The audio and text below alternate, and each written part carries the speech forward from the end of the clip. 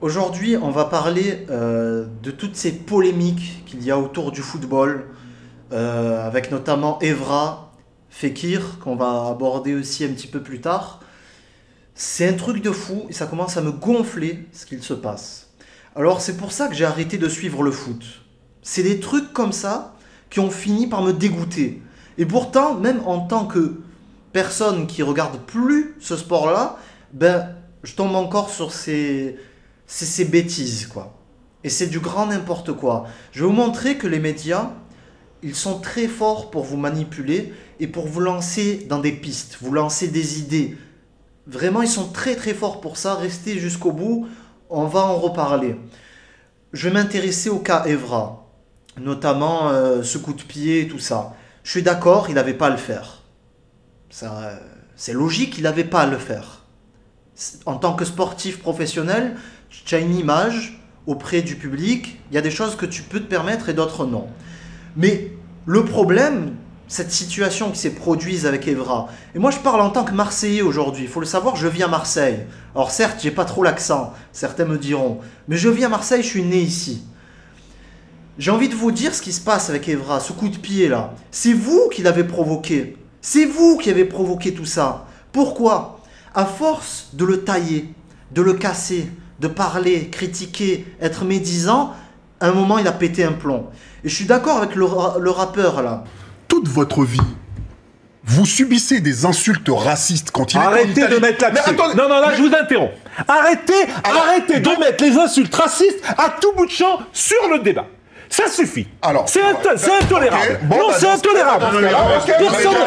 Qui s'est exprimé dans cette émission de foot, qui a dit, à un moment, on peut exploser. Et ça me fait rire. Ça me fait rire parce qu'il y en a certains, ils n'ont même pas écouté ses propos. Ils n'ont même pas eu l'intelligence et cette capacité d'écouter entièrement ce qu'il dit. Alors tu vois sur les commentaires, ouais, il y en a marre de tout ramener au racisme. Mais le mec, il vous dit pas ça. Il ramène pas tout au racisme. Il vous dit que des joueurs, et notamment Evra, ont subi du racisme, ont subi le bus en 2010, plein de choses, à la Coupe du Monde notamment. Ils ont subi des trucs dans leur carrière, des insultes, etc. Et à un moment, ça explose. C'est ça qu'il dit. Vous vous retrouvez dans un stade comme ça, et que vous vous faites insulter, je suis désolé, quel que soit votre niveau, quel que soit qui vous êtes, à un moment, vous en avez ras-le-bol et il peut y avoir un coup de sang. Et il y a plein de gens qui n'ont même pas compris ça. Ça veut dire que ça vole pas haut, quoi, en ce moment. Ça m'énerve tout ça, parce que la plupart des gens, c'est trop simple. En tant que supporter, on est là, on va essayer de faire plaisir aux autres supporters. Hein, donc je vais citer personne. Mais parfois, ils peuvent avoir tort aussi, ces gens-là. Eh bien, au lieu de dire, vous, supporters marseillais, soi-disant, qu'est-ce que vous faites sur la pelouse, là, déjà? Qu'est-ce que vous faites sur la pelouse? Vous avez quoi dans la tête? J'ai entendu personne dire ça. Personne. Par contre, tirer sur l'ambulance, ça c'est facile. Evra, lui retomber dessus alors que ça fait des semaines et des mois que c'est le cas, que tout le monde lui tombe dessus. J'entends même des jeunes dans la rue qui disent « I love this game ». Ils connaissent même pas la NBA, mais ça y est, maintenant tout le monde connaît le slogan de la NBA, quoi. C'est n'importe quoi, c'est trop facile. On veut faire plaisir à tous les supporters, donc on va dire « Allez, hein, on va tirer, on va encore critiquer les joueurs ». Et ça m'a dégoûté du foot. Cette mentalité, moi j'ai jamais compris ça. Je suis déjà allé plein de fois au Vélodrome et on entend, voilà, ce qu'on entend dans des matchs de foot, des gens qui insultent les joueurs, souvent les joueurs adverses, mais on entend aussi des gens qui insultent les joueurs de leur propre équipe. Et pas que dans un stade, ça c'est dans le fil du jeu, avec l'émotion, l'énervement, etc. Mais il y en a plein qui font ça dans le quotidien, quoi. La vie du club, les supporters, au lieu de supporter, comme leur nom l'indique, au lieu de supporter le club, d'être là pour les encourager même les joueurs les plus faibles, les plus mauvais dans le moment, ben non, on va tailler les mecs qui sont bidons. Et même cette expression bidon, je l'aime pas. Mais voilà, c'est comme ça qu'on va qualifier ces mecs-là. Des brels, des je sais pas quoi. Et ça, il y en a eu plein, des joueurs comme ça par le passé, à l'OM notamment. Des joueurs qui étaient là, alors certes, ils n'ont pas eu le rendement que tout le monde attendait. Hein, ils n'étaient pas exceptionnels, ils étaient même mauvais. Mais je ne comprends pas cette mentalité de vouloir écraser ces joueurs-là, de leur en mettre plein la gueule, parce que je tiens à vous dire un truc. Certes, il y a le talent, mais il y a aussi autre chose dans le sport, qu'on appelle le mental. Donc si vous êtes là à détruire ces joueurs-là, vous croyez qu'ils vont s'améliorer d'un coup? À moins d'avoir un mental exceptionnel, je vous le dis, ils vont encore plus plonger. Donc vous vous rendez même pas compte, vous détruisez votre club en faisant ça. Et d'ailleurs, les principaux fautifs, ce ne sont pas ces gars-là, comme Evra par exemple. Ce sont les dirigeants du club et de l'OM. Ça, j'ai déjà connu ça en 2004. 2004-2005. Drogba s'en va, il recrute Lizarazu, il recrute Pedretti. L'OM sont spécialistes là-dedans pour recruter des joueurs qui étaient à leur prime, qui sont beaucoup moins bons, et ils les prennent quand même. Ils sont super forts pour faire ça, l'OM. Au niveau recrutement, ils sont très doués pour prendre des joueurs qui sont beaucoup moins forts que par le passé et qui vont faire peut-être un flop. Voilà. Donc c'est justement aux dirigeants, à un moment, de dire, voilà, faites gaffe à qui vous recrutez. Vous voyez, je ne comprends pas toute cette mentalité. Là, on sort une polémique bidon. Un joueur qui marque un but, qui montre son maillot, et ça y est, ça fait le scandale. Что делает Фекир? Стриптиз, друзья. А, он подсмотрел это у Лео Месси. В общем, все понятно. Набиль Фекир. Les médias, ils sont trop forts pour ça. Ils sont trop forts. Et je suis d'accord avec Jean-Michel Aulas, qui s'est exprimé là-dessus et qui a dit que voilà, à un moment, occupez-vous de votre truc. Parlez du sport et tout ça, mais ça suffit. Vous essayez de créer des histoires. Je résume, en gros, c'est à peu près ce qu'il a dit. Il a raison. Ça, c'est créer des polémiques pour rien. Il y a plein de joueurs, et ça je l'ai vu sur Twitter, des photos qui tournaient là-dessus. Il y a plein de joueurs qui l'ont fait. Alors eux, ils sont exceptionnels. Ronaldo, Messi, tout ça, ils sont exceptionnels. Par contre, lui, Fekir, c'est une ordure selon certains. Mais je tiens à vous dire, certes, la mentalité d'humilier quelqu'un qui est en train de perdre 5-0. Je ne sais pas à quel moment c'est arrivé, hein, ce geste.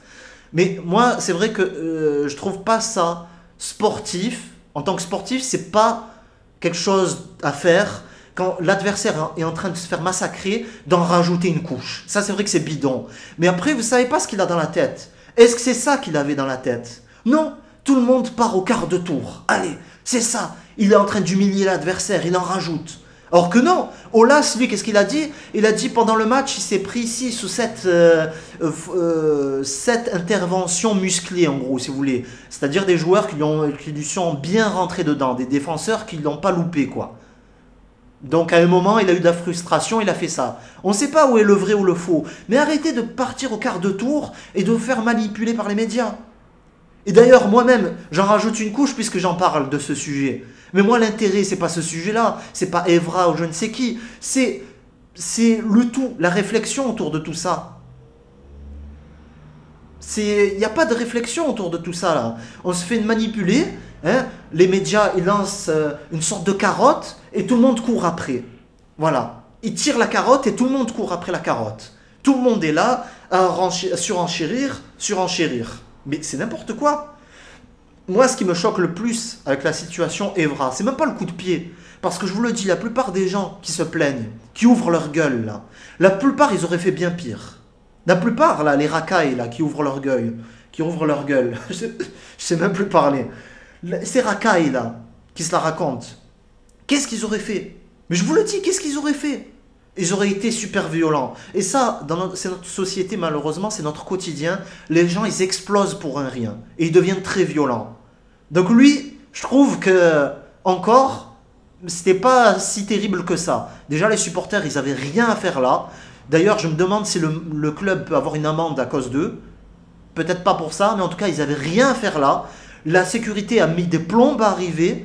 Et voilà, à un moment, il faut comprendre que ça reste des êtres humains. Tu te prends des insultes. Ça fait des mois que vous le critiquez, le mec. Personne est là pour le défendre, pour dire « Ah ouais, stop, c'est bon. Le mec, il n'a plus rien prouvé. Il a une carrière exceptionnelle. Il a fait plein de choses. C'est bon, fermez-la. » Non, il n'y a personne pour dire ça. Tout le monde surenchérit et ça devient la blague bidon. Evra et ceci, Evra et cela. Moi, je suis désolé, c'est un être humain, vous lui devez du respect.